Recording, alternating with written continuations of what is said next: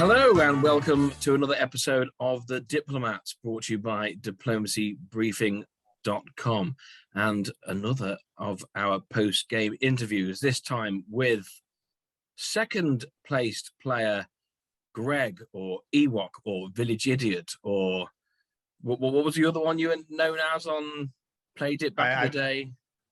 GSMX, yeah. I've GSMX. I'm sure that's like a trick bike or something, but and you played France, but, and I hope this doesn't mean that you're gonna eliminate me immediately. We've had a lot of talk about American culture on here. Eric's been dressing up, so it is Jubilee weekend, so I have my Britishness here. So there we go. Hopefully I can get the Canadian on side to celebrate Queen Elizabeth II. But there we go. The Queen. Happy At days. Least 4 or 5 more months. That's it. No comment. That's enough of that action. Let's go down to business. We'll go through phase by phase and try and get an idea from you, Ewok, about what the diplomacy situation was in the game. You were seeded first, and you didn't drop, and you picked last. That's right. You picked first, and you chose France. You knew, or I should say, Jordan had made it pretty clear that he was going to choose either England or France. How did you feel about the prospect of him being in the West with you, or did you feel it was some sort of bluff? I didn't think it was a bluff. Jordan doesn't bluff, but I mean, it was a play. It was he did that intentionally. There was only one person who picked before him. There's only one person he could influence. That was for my sake. I think he hoped it would influence my decision, but I'm stubborn as well. So it didn't. I knew I wanted to be in a country that I could hold out for a bit as the person coming in as the incumbent champion. These first couple years, everybody's pretty much even. The way the tournament was structured, there weren't people who played each other in the last round playing the other game. So there's no alliances coming in. Everybody was good. So only one person stood out a little bit more than everybody else, and that was the person with the big shiny crown on his head. So I wanted a place where I knew I could hold out for a bit while relationships get built or people start pissing off everybody else or whatever. So that's why I knew I wanted to have France. And plus, in season 2, I had played France then, and I fell short. So this was my chance to have a second crack at it. When Jordan did the I want to be England or France, we, a couple seasons back, in season 5, we were Turkey and Russia, and we spent the entire game bouncing in Black Sea. We knew it would be a problem for us, but I wasn't going to let him push me around. I worked hard to get my first seed. I wanted to pick first. That was my goal. It's not usually how I do it. I usually like to bunch down a couple seats to 3rd or 4th so I can see who's around me. But I was playing with house money as far as I was concerned. I was coming in with the championship. I didn't need to win this to feel good about myself, but I wanted to try things a little bit differently. So I went for the first seed. Did you consider his table talk during the selection process? Did you consider that to be a faux pas? It was a known faux pas. We specifically said no talking about what you're going to be picking or whatever. He did that. He was bending the rules a little bit. He knew he was gamesmanship. Yeah. One of my mottos in life comes into play here, and I've been saying it since we were playing diplomacy in chat rooms on AOL 3.0, and that is unenforceable rules are stupid. I am the reason the entire hobby conducts diplomacy during the build phases, because back when we were playing in chat rooms on AOL, I would just talk during build phases. They're like, you can't talk during build phases, and I'm like, unenforceable rules are stupid. So and that's kind of what went on there during the selection process. It was an unenforceable rule. Yeah, we had even had a conversation a couple of weeks, like once we knew we were both moving on to the finals. We had a short conversation where I suggested like maybe it would be a good idea for us to not be in the same area. We might actually have a chance of working together if we're not neighbors, but if we're neighbors, it's probably going to be a problem. And that ended up going nowhere. Next thing that we're getting the rule come down that we're not allowed to talk, and then this happened. So it's a game before the game. So that's interesting. That means that he pulled his I'm taking England or France with that conversation with you in mind. He was trying to drive you to the other side of the board. He was trying to cut in line on the nation he wanted. Yeah, he was trying to drive you to the other side of the board. Not only that, if you truly didn't want to be near him and he was taking England or France, he was also telling you don't take Germany. So he was truly trying to drive you into a second or even third tier level power choice. Right. There's other nations I could have done well with in the East, but I knew what I wanted. And well, as awesome as you are, you could have done well with any country. You don't suck like me. But for those watching who may have missed our double episode looking at semi-final A, we three were in the same semi-final, and I remember you, and so we were talking not only about the game but the tournament in general. And you seemed a little bit nervous that Jordan was going to get through his semi-final because you didn't feel that that you were able to ally if you both made it, and you were especially worried about his relationship with Ed. I think you described to me about you described Ed as being a conch fanboy. So were you worried, especially when Ed joined you in the West? You thought, I mean, the game, I guess, in the early stages was who can win Ed. Is that fair? That's exactly what it was. And I was, when it went me and Jordan picking, I'm like, okay, it's okay because there's still Matt to pick and there's still Spencer to pick because they were the next seats to go, but they dropped down. I thought one of them would have picked Germany and I would have been okay. We would have competed for whoever this other person was. But when Ed picked, and Ed knew what he was doing, he knows that me and Jordan would have difficulty working together. Well, some of the other people might not know that. The other people know that, me and Jordan have worked together a long time. We know each other well. They don't know the dynamic of that relationship as well as Ed did. So Ed knew exactly what he was doing when he was going in there. He knew that he would have his choice of allies. And I was very worried that Jordan would be his first pick. And it almost seemed like that in the first year that's where his mind was at. So I think things had changed over the period of those first couple of years to change his mind on that. You obviously weren't very confident that he wasn't going to come after you because you supported yourself into Burgundy, which this looks like a quite kind of defensive set of moves. Yeah. So here was my strategy coming into the game. I knew I had a few things working against me. I knew I had that, that initial targeting. I knew that I didn't have a very compelling story to give for people to want me to win.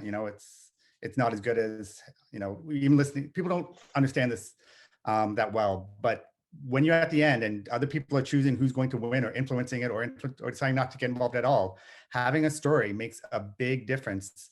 And they want to be part of that. We heard that in John when he was talking about Ed's story of wanting to win his first tournament or his first online tournament, do it in the spirit of power and all these different things. These were things I didn't have. So I had a lot of things working against me. So my strategy going into this particular game was I'm going to lean into my these negatives and try to make them positives. And I was also facing a lot of burnout. This was my third back-to-back finals or seasons and all the way to the finals. So I was facing some burnout as well. So my strategy was I'm going to just try to seem small and with a full tummy, and I don't need this. And I'm not going to get involved into the gossiping and the bad mouthing. And I'm not going to start pitching a bunch of crazy ideas to people. I'm just going to lay low. I'm just in the game. I'm happy to be here. If I can get to second place, that's great. If I can help somebody else win, that's great. I was first seed in the semifinals. I've had my win. I don't need this.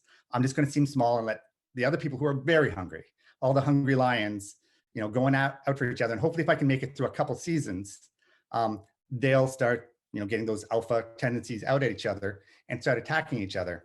So I was trying to play a little bit passive, but I also didn't want to be vulnerable. So that's why I did the support into Burgundy. And I told Ed I was doing this and he was fine with this. He was going to, and he was, at this time, he was still talking like, no, I'll work with you. You're my guy.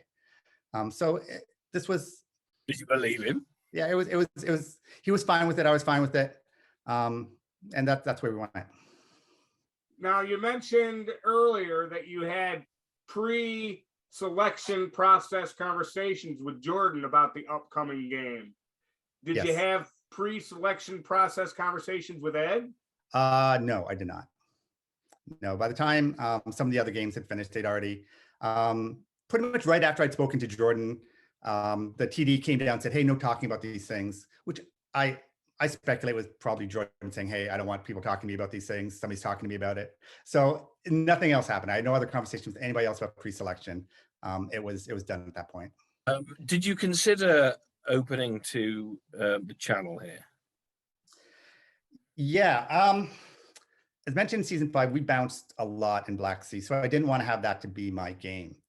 I spent all of 1901 spring. I didn't do any planning. I just was working on my social game with everybody. I want people to know that I'm here. I'm a good communicator, but I'm not plotting. I'm not aggressive. But I did have a long conversation with Jordan. I was a little bit. I didn't enjoy the power that this gave Ed to have the choice of which one of us to work with, and he knew that, and I knew that. So we did spend a long time talking about that to see if we could try to work past this stigma that it's impossible for us to work together, and that's a handicap for both of us. And maybe this is the time to finally get through that. I'm in a game where I'm not feeling hyper competitive. Why don't we see if we can get that resolved once and for all? So we spent a day of talking, and it seemed to work itself out. It got to the point where we're sending photos of each other's kids to each other and each other's dog, pets or whatever. And, he promised me, don't worry, I'm not opening the channel. I'm like, okay, cool. I'm going to take a chance on Jordan. I don't know where it's going to go. I think there's probably like a 40% chance he opens the channel, 60% chance he goes neutral, but he's still going to be open for discussions in the fall. And I think this is a worthwhile risk because the worst case that happens here is, in my mind, is he opens to the channel and he shows his hand as being somebody who's incredibly aggressive. And, I played Jordan a couple of times. And I think when it comes to these finals games, his Achilles heel is, he's got that conkness. People have their eyes on him. And when he opens incredibly bold and people see his hunger, it gets a lot of attention. So I thought, okay, if he opens to the channel, people are going to see that. It's going to get him a ton of attention. I can still defend against it. And he's going to show his hands as being this super, super aggressive guy in the first round. And I think I can work with that. So that was my thinking at this point. I did not anticipate. Yeah. In your spring negotiations, you'd already made up your mind you were forcing Burgundy, which I applaud you for. It's one of my more preferred openings is France, especially when you're facing at least one really hostile power. It's how you control the number of variables you have in your game. Okay. Right. But you knew you were going to be sitting in Burgundy. Did you use the fact that you were going to be in Burgundy and would have the ability to choose who gets Belgium? Did you try to use that as a negotiating chip to get him to not open to the channel? Did you try promising him Belgium if he opened the North Sea? Yeah, I promised for sure. I promised him Belgium. I didn't want anything to do with Belgium. I usually like to have Belgium as my ability to find friends. So that was my intention. Whether it was going to go to Ed or whether it would have gone to Jordan would have been a fall decision. But yeah, that was, I had no intention to get to Belgium. I wanted that completely to be my ability to help somebody. And how was his response to that offer? He was happy for it. He told me all the right things. So this was just a bold-faced lie. Yeah. He leaned very heavy on the lies here, which you know, when you lie that much to get even just a little gain, that tells me, you know, I'm not offended by lies. People lie in this game, but it tells me that you are committed to, when you burn that much credibility with me that early on, I can't work with you now. You show me through your actions that you consider me an enemy, and an enemy that you don't see being around in the future. You're putting all your chips on attacking me.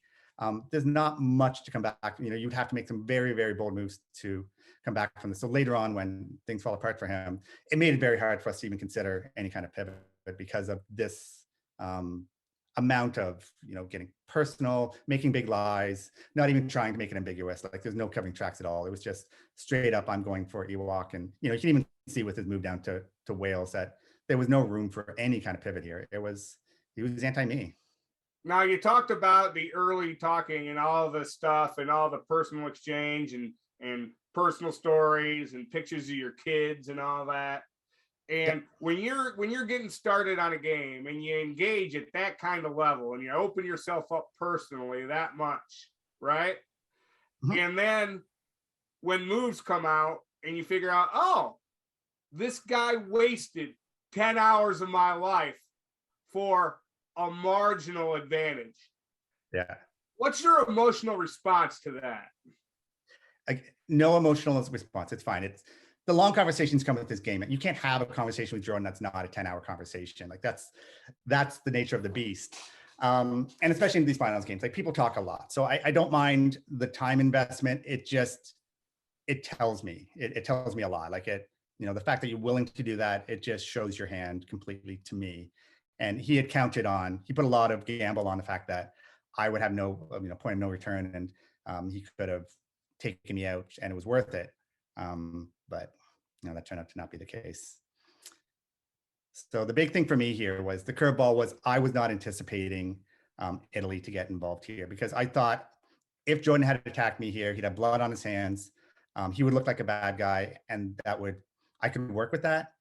But when he's sharing this blood on his hands with 3 other people, you know, it's suddenly he's just kind of one of the crowd, and I have a lot less to work with. So I didn't really ask for the DMZ appeal, but I knew that from Matt's opening interview that he likes to take a wait and see approach, and I just took some faith on that. Now, there's one more thing about spring diplomacy that matters here that we haven't asked yet. Mm-hmm. What did Ed tell you about his conversations with Jordan during the spring 01 diplomacy phase?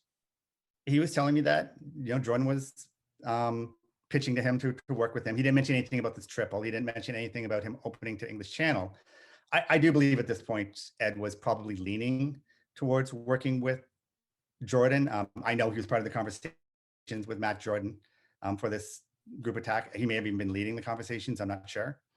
But yeah, he was just telling me what I needed to hear. And I think he's probably still weighing his options. That's the joy of Germany, isn't it? Jordan was going to Wales and English Channel, but also Ed didn't tell you that Jordan was going to Wales and English Channel. Absolutely, yeah. Yeah, he had hinted a couple times that maybe I should open to English Channel. He didn't give me any indication that it was because of attack, but rather that I should be aggressive, which I think was him trying to get me and Jordan fighting each other. And, you know, in that same lock that we had in, you know, game 5 or season 5, where, you know, we wouldn't have to worry about these 2 big nations behind him, and he could do as he chose. But no, he didn't tell me anything. Okay. So what was your reaction then when you see this adjudicate? What is your next move? Who was your first conversation with in Fall 01? I don't remember who it was, but I think it might have been Matt, because that was the biggest surprise. So, you know, I had conversations with him, and I tried to, you got me, I didn't see this coming. I'm not getting angry about anybody. That's my approach to this game. I'm not playing dirty. I'm trying to be as honest as possible. I'm not 100% honest in the game, but comparatively so. I'm trying to play a clean game, an easygoing game. I want to be the guy that maybe you want to work with, because I'm not as high maintenance as other people. So I'm not fuming at anybody. I'm just, all right, you got me. Maybe I'm gonna be the first one out. You know, I have visions in my head of When Doc Binder played in season 5, he was the first one out. He was France, and everybody's piled on top of him, and he put up a great fight, but eventually he went out. And that's what I thought was going to be my future. So I'm just trying to continue to buy time. You've got a guess here in the fall. How do you approach a decision like that? You talking about for Mid-Atlantic? Yes. You know what? In my mind, that wasn't a guess at all. I probably know Jordan's mind more than anybody. So let me give you a bit of a history on me and Jordan. And it's not that we're not adversarial type with each other. That's not really what our relationship is about. So going back a couple of years, Web Diplomacy has this tournament called the World Cup where you play as a team. It spans for about 8 months, and you get people together who are in your geographic area. And me and Jordan are both in the Pacific Northwest. We played on the same team. So for a period of about 8 months, we played this tournament as a team where we would collaborate back and forth on strategies and diplomacy and all these kind of things. And we got to know each other incredibly well. We went on to win that tournament. So I know that Team Cascadia. Is that what that is? Team Cascadia, yeah. Yeah, we were Team Cascadia for the World Cup. The tournament was called the World Cup. So we did this twice. We actually played this another year, a couple of years later, for another 8 months. So we've got, it's not a rivalry. It's like a sibling rivalry. It's like that idea of, there's nothing worse than your brother getting that last slice of pizza or the front seat when it's your turn. That's kind of our relationship. He's diplomacy family to me, but there's a hyper competitiveness that's a bit irrational when it comes to us guys. But I do know how he acts in these situations. He likes to, it's that Princess Bride. I know what you know, what I know. Kind of back and forth of trying to outguess somebody. But I know Jordan likes to make the obvious choice and come in through the front door, because most people assume you're not going to do the obvious choice. And I've seen this work for him about 80% of the time. But I know him. I know how he works. So I was very confident he was going for Brest, and it didn't feel like much of a gamble to me at all. It bounced. That saved the game for me. If he would have gotten into Brest or even into Picardy or Picardy or MAO, it probably would have been game over for me. But that familiarity saved. Go back, Chris. Go back. I agree with you that. Okay, go ahead and go forward to fall. Yeah, that's better.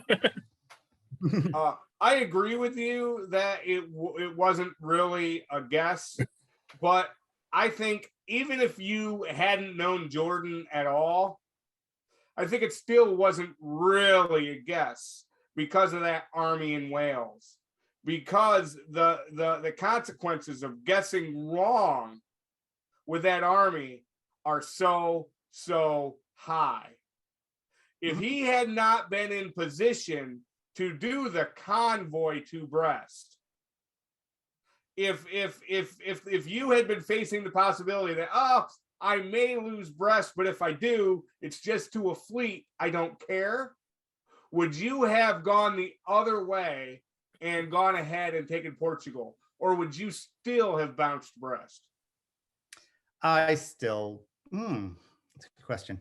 I think I would have still bounced it just to cost Jordan the build, because I think having him vulnerable kept Ed's choices more in play. If he was very strong and already had that foothold on me, and I didn't have as much to offer, I think Ed might have considered going the other way. And if Jordan wasn't so exposed, if Ed didn't have that opening to, next round go into North Sea and carry on. Oh, by the way, I think you're entirely correct. I think if Jordan had been successful convoying either to Brest or to Picardy, I think Ed would have gone the other way. Mm-hmm. I agree with that 100%. We didn't consider covering Picardy here. Burgundy covers Marseille while Marseille picks up Spain. No. I also had conversations with Matt here that I knew we were bouncing in Marseille, and I needed a build, so I had to send Burgundy down. Fair enough. And now Brest is open as well for a fleet build, which is what you do. 2 armies from Germany. This doesn't feel great for France. No. Did you have a conversation with Ed about this?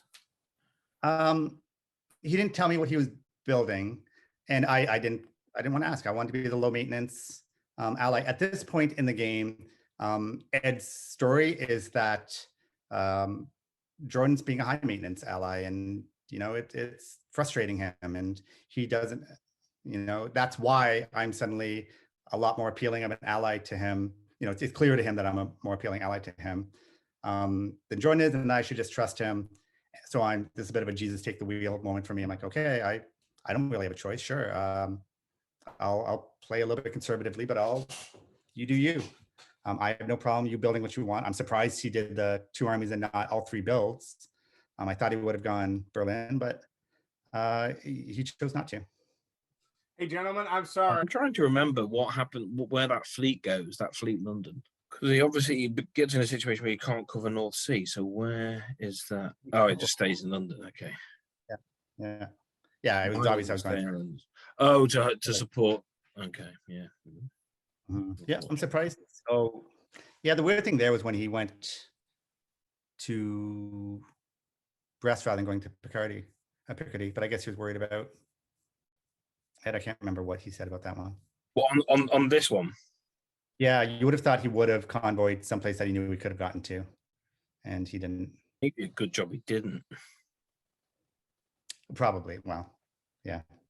I mean, if he hadn't, it would have been hard for me to go to Portugal, I think. Yeah, but it's always there for later, isn't it? Mm-hmm. And here is the turn where you get a friend from Ed, it looks like, with you mentioned this sort of overly aggressive play from Jordan. That's left his front door open. Ed just waltzing into the North Sea. Did you know this was going to happen this turn? I was pushing for it actually last turn when he was, I had a chance to jump right in there because I knew then it would be wide open. And at the time, there was talk about letting Russia into Sweden. So he had the fleet free to do that. I did push for it again here, and he told me again, yeah, I'll do it. But I didn't necessarily have confidence he would. There's a lot of maybes going on at this point in the game. I actually had a big concern up until this round that there might have been a central alliance as well, because you've got Italy coming my way, Germany building no fleets, friendly border between Austria and Italy. So there was a lot of concerns that got relieved in this round. And if you've got England and France squabbling and Russia and Turkey squabbling, then it's golden opportunity if that was to break out. I think if Jordan would have had the foresight to back for a bounce in North Sea in the spring, which I'm surprised he didn't, Jordan or Ed probably would have stuck with Jordan. This was having this opening that made it possible for him to do this and worthwhile for him to do it. And if that were not open, again, he may have stuck with Jordan. I don't know. I think that this was a unforgivable, unnecessary error by Jordan. You can only imagine that the reason he did this is because Ed promised him support to Sweden and told him that we needed to keep Russia out of Sweden, and that Jordan was so eager to have Ed as the ally in that Western love triangle that Jordan felt like he had to do what Ed insisted on. But, my personal philosophy is the more a player tries to persuade me to make a move which exposes me to risk, the more likely that risk is to become a reality. Mm-hmm. I think it was a fatal, unforgivable error by Jordan to not insist on the bounce in this position. Yeah, there's no reason for them to go to Sweden in the spring. They could have done that in the fall. So they should have played a conservative in the spring, kept the alliance honest, and then gone for it. So I do think that was a miss. I mean, I can understand the desire for tempo, but in a game like this, I'm not sure tempo is particularly key. If you were it's going not for like if you a were solo going for isn't tempo going to. Here, if you were going for tempo here and there were really an EG, the correct answer would have been Denmark to Sweden, Norway to St. Pete. That would have been the tempo move. So no, I gotta disagree with you. Yeah, no, that's fair. That's fair. So yeah, it's neither one thing or the other. So was he expecting a bounce in Sweden with Danish fleet. Oh, I don't know. That doesn't make sense either. I imagine he was expecting to go into Sweden. Yeah. Meanwhile, you. He definitely wasn't expecting Bothnia to Baltic. You know, if he were expecting Bothnia to Baltic, there's no way he could have moved to north. Right. So no, there's no way he was expecting that move. No, definitely not. Yeah. Meanwhile, Ed's got these 4 Eastern units moving at him. So even if you do get Ed as a friend here, there's a possibility that he's not going to be in much of a position to help you anyway. Is that bad for the alliance? If that's what's going to happen, or is it good for you because you're the one in the position to benefit? There was a lot of mixed emotions in this situation, because I was happy to see that there's no Central Alliance, there's no EG going on, so that's a sigh of relief. But then I'm back to, okay, well, where do I fit into this? I can get a little bit more life in the game and get some legs, but who's my friend now? It's not going to be, probably not going to be Italy, because he can grow off me. Austria can't do anything for me. Turkey can't do anything for me. So the only shot I had here was maybe I can get something going with Russia if Germany ends up dying fast. I've got a existing relationship with Spencer, so maybe that's a possibility. But right now it looks like he's bonding pretty heavily with Karthik. So I'm going to have to see father-son relationship, according to Lady Razor.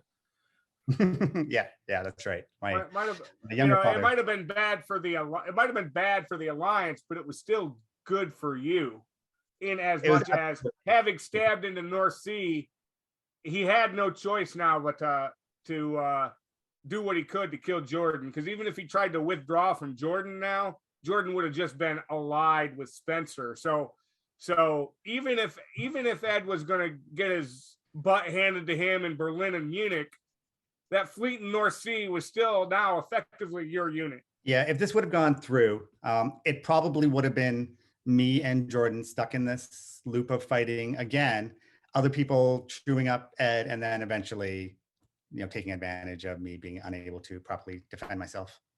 What did you think in this set of moves? What did you think of Naples to Tyrrhenian Sea? I thought that was an odd. I thought for sure he would have gone to West Med. I think you mentioned here that this was him being cautious against the East, but you have to pick a direction you're going to go, and I think he was being a bit indecisive here. Were you expecting a bounce again in Marseille? I was, yeah. He didn't say he was going to. He was open with me that he's not being aggressive against me, but he does want to, be rocks in my backpack and make sure I can't do much. I'm trying to push at this point, like before Ed attacks Jordan, that, you don't really want these two characters in a super alliance controlling the board. I'm a pretty good buffer. Maybe you should not be the rocks in my backpack and let me have some ability to at least hold them back for a while. But that took a little while to convince. Up until this point, he's still having conversations with Ed, and Ed is giving him hope that eventually he's going to help him, get some French dots. Ed wasn't telling Matt any of this stuff, so he wanted to stay in position just in case that opportunity came up later. He's still looking for his moment, and he didn't want to be aggressive against Austria, as Austria was pretty big at this point. So he was looking for the opportunity. Well, perhaps a sign that there's not a huge amount of trust. I don't know, with the self-bounce of Venice. But yeah, it was just and the covering. I wrote all that off as all part and parcel, non-committal moves. Yep. Yeah, at this point, Matt was trying to find his place in the game as well. And he just found it. Yeah, apparently it's east. Apart from Piedmont, which continues to just be annoying. Yeah. I think it's after the finally gives up. You're in English Channel now, and I don't really know why Jordan didn't go London to North Sea, or did you told him I'm tapping it? I believe he assumed there was going to be a convoy into Edinburgh, so he wanted to be able to dislodge North Sea. And if I would have cut English Channel, he wouldn't have been able to do that if he went in from London. So this was him trying to play defensive against Ed as best he could. I think this was a missed opportunity by Ed. I mean, the end result would have been the same, but I think that the attempted convoy here was the way to go, because even if Jordan had dislodged him, he would have then retreated to Edinburgh and ended up with the exact same result anyway. Yep, I agree. From Holland, no, Belgium. Probably the best would have been from Holland. Yeah, Holland for sure. Um, Although all those things ignores the fact that he was fully expecting an attack on Berlin and Munich. So I think the best move here probably would have been Holland to Ruhr. No, he obviously wasn't expecting an attack on Berlin. He had confidence in his diplomacy with Russia to take some chances here. He could play this a lot more defensively and didn't. He wanted to try to make this work, and it paid off for him. What's your thinking at this point? Are you because this seems kind of aggressive, almost against Germany here. The support into Burgundy, were you expecting it? Were you worried about a bounce, or were you had nothing else to do with Marseille, or what? I had nothing else to do with it. Yeah, he knew I was going to Burgundy. He was okay with it. I didn't mention the support, but it wasn't a problem. It was just, I generally don't leave people doing nothing if I can do something. That's just my nature.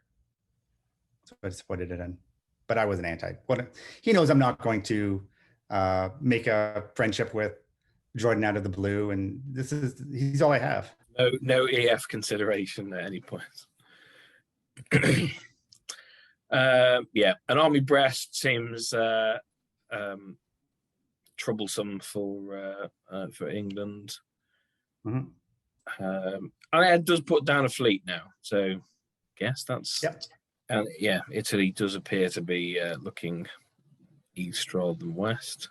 Now there wasn't that much collaboration for a while here, and yet, yeah, I think we were looking at this turn and went, Burgundy support Kiel to Munich seems to be the only collaboration that works here. And him cutting North Sea was helpful as well. Otherwise, I had problems. Okay, so this was arranged. Yes. It's going to be so annoying for Jordan here. Yeah, Jordan continuing to try to turn Ed. I think he truly believes he has a chance, and it just never ends up getting anywhere. And now you see everyone moving away in the east from Ed. Andy's getting into Sweden. Andy's got the fleet in Baltic. And at what point do you start getting concerned about Ed's size? Because it looked like he was in trouble, and he's still board leader by 2 this point, and his position has just turned around from being terrible to fantastic. So me and Ed had a conversation. I don't need to win this. I want to be part of this. I'm going to be comfortable with this arrangement if you are taking these into attacking in the east and I'm just doing cleanup in the west. I will be fine with you having a +2 lead over me. As long as that's happening, until I'm actually actively going down to Italy or doing something else while I'm just here and you're being, you're on the front line, perfectly fair that you get more than me. You can defend yourself, you can attack, you've got enough to maintain. That'll be our arrangement. Are you cool with that? He's cool with that. Okay, that's what we're going to do. So I have no problem him having that little bit of a advantage. It gives him a little bit more attention than me, which, is the guy who's coming here with the shiny crown. It's kind of nice for somebody else to have that attention. This was great for me. I was good with this.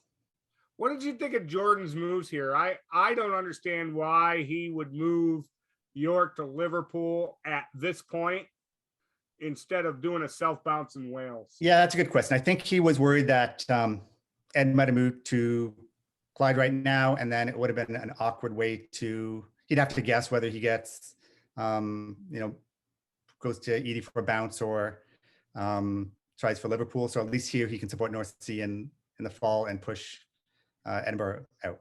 It looks like he was really counting on Ed either helping him or actively not interfering.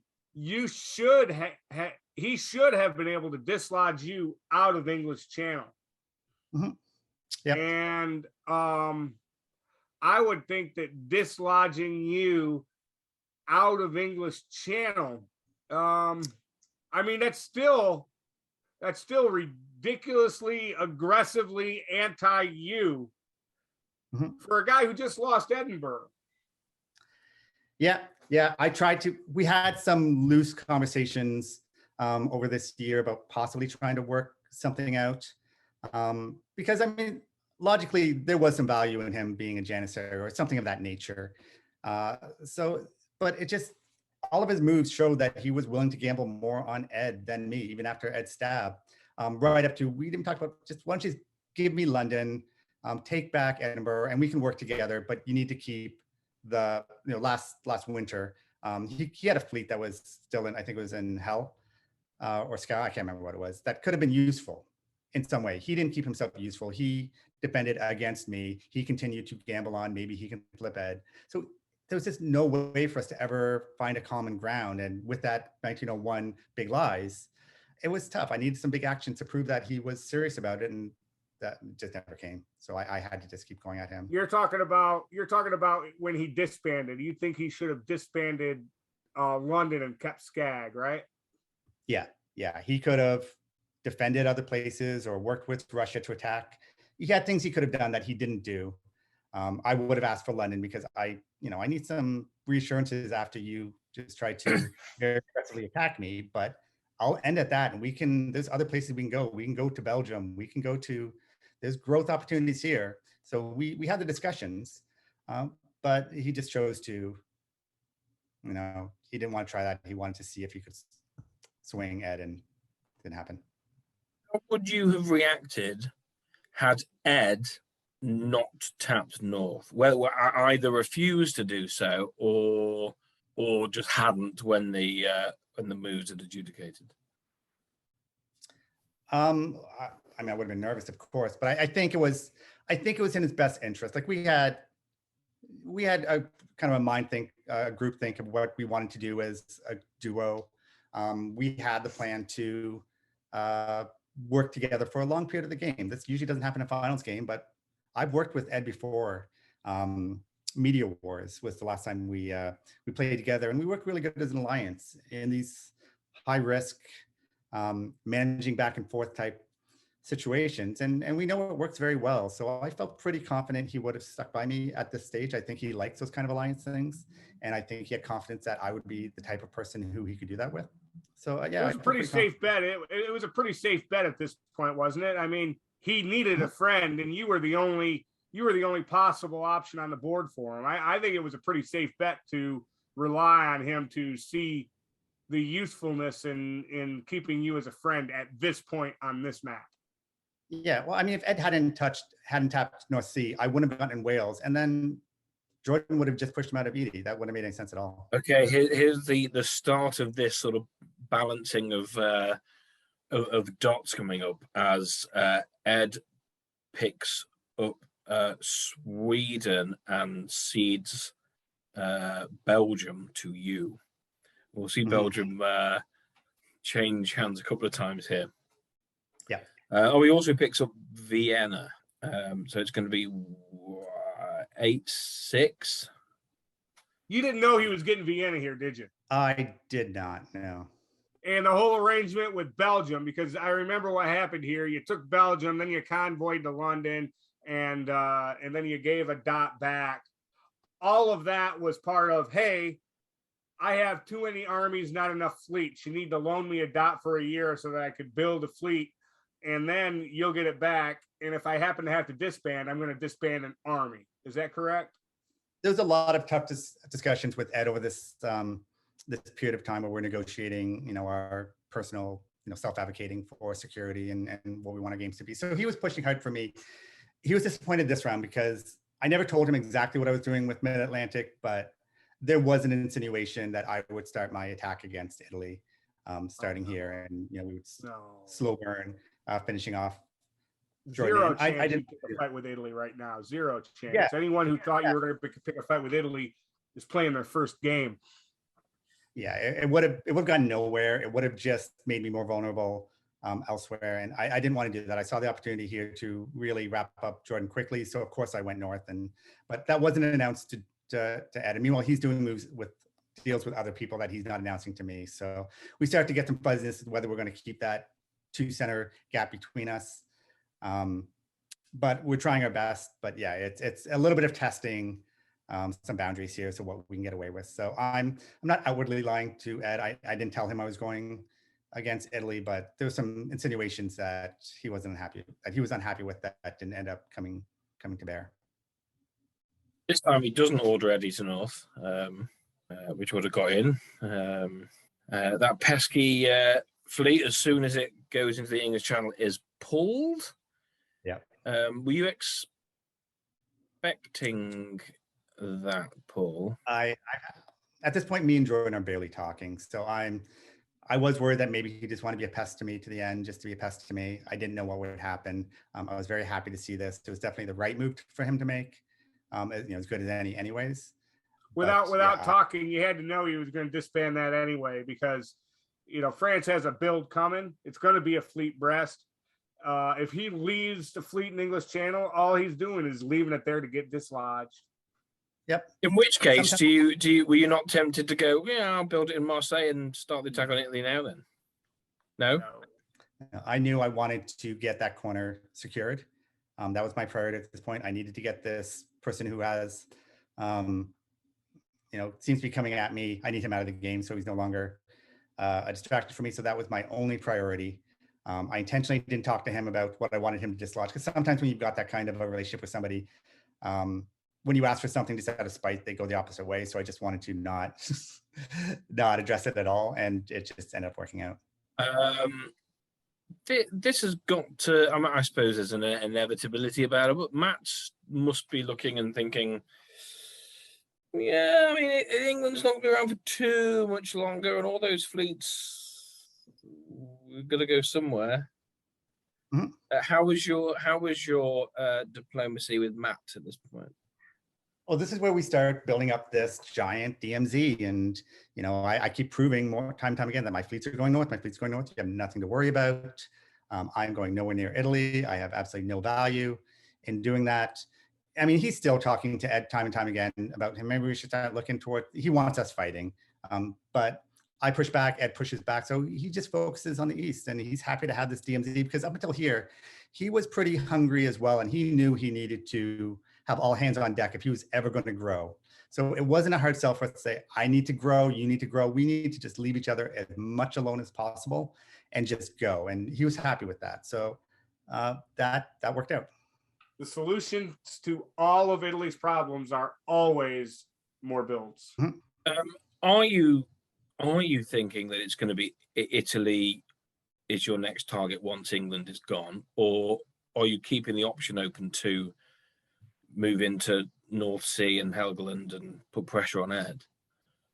My instincts are to go against Italy after this. I wanted to try to ride out this alliance as long as possible. My goal set, my mindset at this point was, I don't want to make any big moves until 1907. That was kind of my mindset. I wanted to be an alliance-centric player. I knew I could make that work with Ed. I hoped I could make that work with Ed. So that's what I want to try to do. I was doing the Care Bear thing because I thought, for me, as somebody who's, people don't really want to win and has a big target on me and get people freak out if I get too aggressive, I would rather keep this, especially with Ed being my, heat magnet. It's a guy that's a little bit bigger than me. I'd like to try to make this work out. I'm going to see if I can. And if I can, yeah, I'll swing down to Italy afterwards. But what I'm hearing is that if you ever propose a mid-game DMZ with me, I need to be prepared to break it pretty quick. Yeah, and I thought I could. It's build a fleet, Mars, swing some fleets down while he's way over in Turkey. Like, I want him to have that confidence to be very far in the east, so that when I did that, I could swing by pretty quickly. So that was my hope, and especially if Ed's helping me. France has a natural advantage in this whole France-Italy big DMZ thing, because Italy doesn't have anything analogous to France being able to drop a fleet in Marseille. The closest thing is a fleet build in Rome, and that is not nearly as much of a tempo jump as France being able to drop a fleet in Marseille. This big France-Italy DMZ thing, for offense, always favors France, And for defense, always favors Italy, because Italy has the ability to drop all three of his home centers are positioned in a way that a build can defend against an attack by France. Whereas for defense, the only place where France can drop a build for defensive purposes is Marseille. So offense in the big France-Italy DMZ game, offense always favors France and defense always favors Italy. Yeah. So you've got to make the jump. Yep.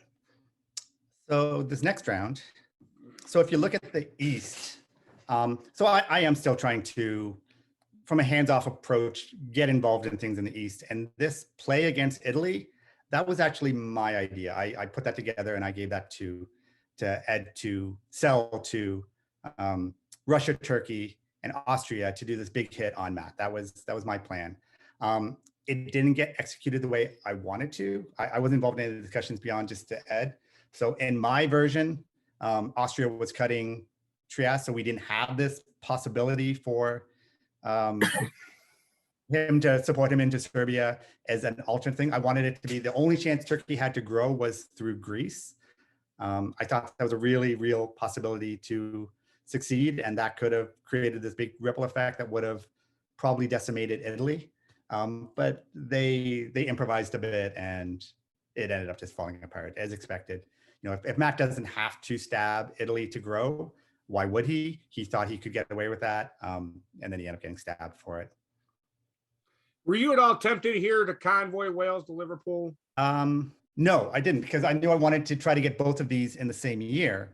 And if Wales went to Liverpool, like I knew that was an option, but if Wales went to Liverpool, then I didn't have the means to take out London for sure. Okay. All right. And I wanted to do that because I knew that Ed wanted to take out Norway, so I wouldn't have been able to count on North Sea.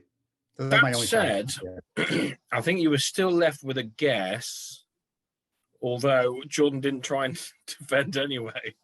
So both fall this round, and we say goodbye to our first, the first of our eliminees. I don't know. We say goodbye to Jordan anyway. Yeah, this was an important round for me and Ed, because I did not know he was going to be getting 3 builds here. He had told me he was not going to try for food. They were planning to keep Russia on as a janissary. He wasn't expecting to get Warsaw, so he probably wasn't even going to try. He was just going to support Russia in Budapest. He was going to take out Norway, so he was going to be an angry janissary. That was the goal. There was no talk about him going for Budapest. There was no talk of him attacking Warsaw. So he was worried. He was worried about me getting 2 builds and him getting no builds because he had just given up Vienna. So he'll be getting Norway. It would have been 0 for him, potentially 2 for me. And he was nervous about that. So I pitched to him, here's what I can do.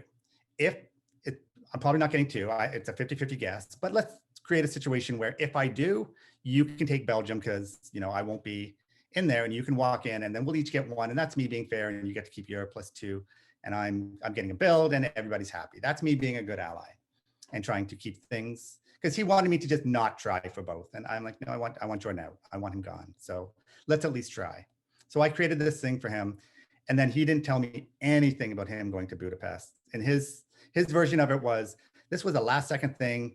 Karthik really wanted me to go there or whatever. So I went there. It was a last minute thing. And then later I would ask Karthik if that was the truth. And he said, no, this happened half a day before. So there was some lying, you know, I was starting to really panic because I suddenly have 1 army on the ground in my, you know, my home centers. I was very vulnerable to Ed after this. And I did feel like he had taken advantage of me. So things got a little bit tense at this point. You really could have put it to you if he'd gone Kiel to Ruhr and bounced you out of Munich with Silesia. Yep. Yeah. Kiel to Ruhr, I'm sorry. Kiel to Ruhr and then bounced you out of Munich with Silesia. Taking that build away from you, stranded you. No, he could have done bad things to you. He could have probably ruined the game for me. And a couple of things helped me here was Spencer actually retreating to St. Petersburg rather than disbanding. That gave him choice. Like he did have good growth opportunity off of Russia here, which was, you know, probably a factor in what he was deciding. But he could have easily stuck it to me. You know, I was insisting on getting back Belgium at this point, and I wanted, I wanted to rebalance the alliance, and he didn't have to do that. He could have easily stuck it to me, but then he would have been vulnerable from the east. So he had to make that decision, and it's lucky for me that he made the one that was, beneficial for me. Was a discussion with Spencer over collaborating with his northern fleet at any point? Because I think that was in his mind when he took that retreat. There was, but there was only so much he could do. I mean, the best I was able to get him to do me a favor was when he didn't bounce Norway in the fall, because that would have kept Ed in North Sea, which I didn't want. Yeah, so we're 10-7-7 at the minute. Yeah. At this point in the game, you've got England out and Russia totally neutered. Isn't any fleet build by Germany at this point an anti-French build? Yeah, I was very upset by this. He's trying to push me to send fleets down against Italy, and yet he builds a third fleet in the north, which makes that impossible. And he knows what he's doing. He's trying to get his future claim on the north by building this extra fleet. They're trying to spread you out at the same time. Yeah. Yeah, and because of this, he wanted me to build a fleet in Marseille, and I didn't, because you're being incredibly aggressive at this point, and you just lied to me and all these things. So this was when things were getting a little bit uncomfortable between me and Ed. This is over Budapest at this point primarily, or did you know he was building? Did he tell you he was building a fleet? He did not. He told me, I might build 2 armies. I might build an army and a fleet. And we were pretty good at, I don't like that. I don't want you to do that. I'm not going to tell you not to, because, but here's what's going to happen if you do that. It's going to make it very hard for me to go on to Italy. And it's, I'm still being the cool ally. I'm not yelling at him. I'm not telling him what to do, but I'm laying it out. This is what's going to happen. If you do that, I'm probably going to be a little bit more self-advocating at this point, and it's going to slow down my ability to do anything you'd like me to do against Italy. Hey guys,